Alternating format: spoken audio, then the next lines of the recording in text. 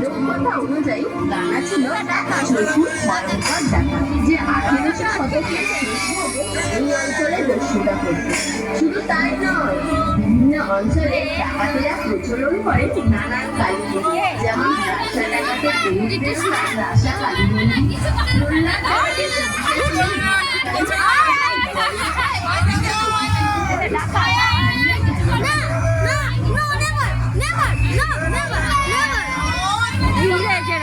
ধরতে এসে ডাকাতে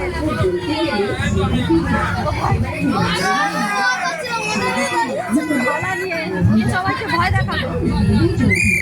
এই দিনটা সবচেয়ে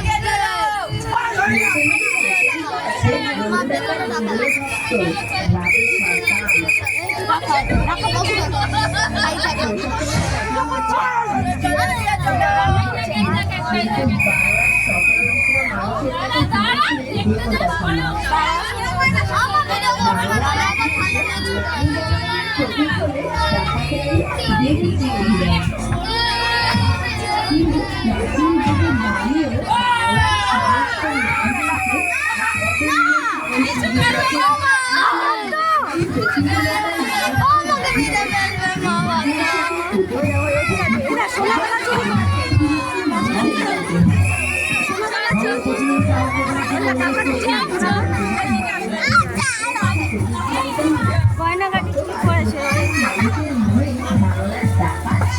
আমরা ভয় পেয়ে লাভ নেই। এই দেখে দেখ করাল দেখো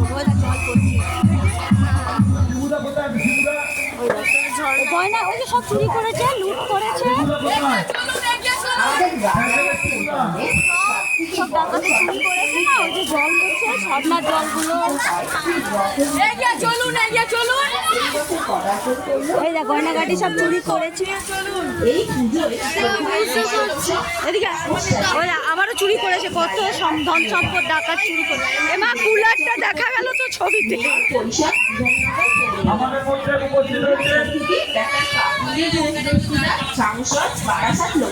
ডাকাতের ঘেরা চক বাবা রে কাদা। এই বাবু কত ভিড় আছে, তুই গলাটা ব্যথা করিস না বুঝেছিস। গলা বসে বাবা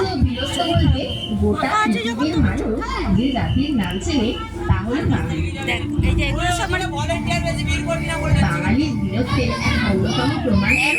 আর ওখানে ডাকাত আছে, আরেকটা মানুষ বলি ডাকাত আছে। পরবর্তী সময় থেকে বাংলা জুড়ে নানান ডাকাতের আধিপত্য বিস্তারিত হতে আরম্ভ করে। শুধুমাত্র লুটপাট কিংবা শোষণই নয়, বাংলার ইতিহাসে বারংবার প্রমাণ পাওয়া গিয়েছে বাংলার ডাকাতেরা তাদের মানবিকতারও পরিচয় দিয়েছে। ইংরেজদের অত্যাচারের বিরুদ্ধে যারাই প্রতিবাদ করত, ইংরেজরা তাদের ডাকাত বলে সম্বোধন করত। ইংরেজদের কঠোর শাসন ও জমিদারদের অনৈতিক শোষণের বিরুদ্ধে বাংলার হতদরিদ্র মানুষের পাশে এই ডাকাতেরাই কিন্তু নানানভাবে পাশে দাঁড়িয়েছে। বাংলার ডাকাতির গল্পে রয়েছে নানা দিক। কোনো গল্পে তাদেরকে পরিচয় দেওয়া হয়েছে এক ভয়ঙ্কর অপরাধী রূপে।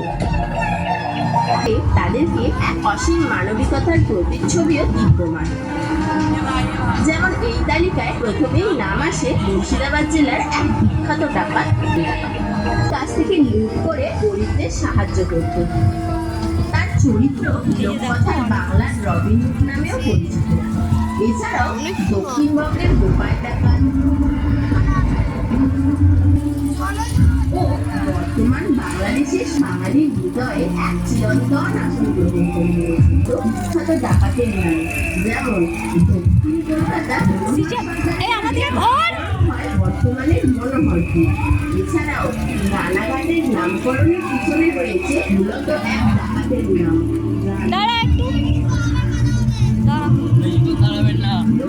এই ফাঁকায় তোদের কি অবস্থা রে?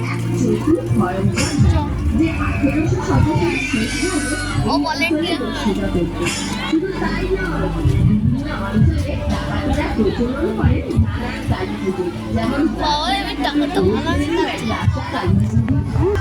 কি সুন্দর।